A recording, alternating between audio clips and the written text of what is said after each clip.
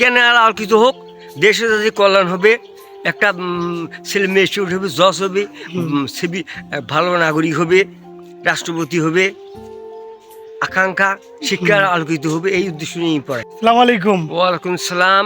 ভালো আছেন আপনি? হ্যাঁ, ভালো আছি বাবা। তো আজকে কোথায় যাচ্ছেন?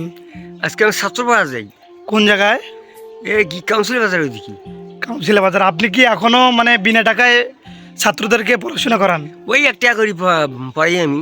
1 টাকায়? হ্যাঁ, যে সমস্ত ছাত্র গরিব, হ্যাঁ। পড়া খরচ দোকাতে পারে না, বাড়িতে উঠে নেমেছে টাকা পয়সা কি মা তার শিক্ষা দিবেন এসে ওকে, যে সমস্ত ছাত্র পরিচয় নেই তাদেরকে আমি শিক্ষা দিই।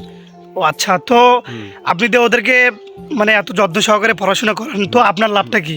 আমার লাভ জ্ঞানে আলোকিত হোক, দেশে যাতে কল্যাণ হবে, একটা ছেলে মেয়ে স্টুডেন্ট হবে, জজ হবে, ভালো নাগরিক হবে, রাষ্ট্রপতি হবে, আকাঙ্ক্ষা শিক্ষার আলোকিত হবে, এই উদ্দেশ্য নিয়েই পড়াই। তো গাইস, আপনারা তো দেখলেন এই যুগে এসেও 2026 সালে এসেও একজন টিচার বিনি টাকায় শুধুমাত্র 1 টাকার বিনিময়ে পড়াশোনা করাতেছে। তো 1 টাকার 50 বছর 50 বছর পার হয়ে গেছি। 50 বছর আপনারা তো শুনলেন। আমার ছাত্র তো নুনবী পুলিশ পরিদর্শক হয়েছে, তারপর সোলাগাড়ি শ্যামল সরকারি ডাক্তার, যে মাস্টার ছেলে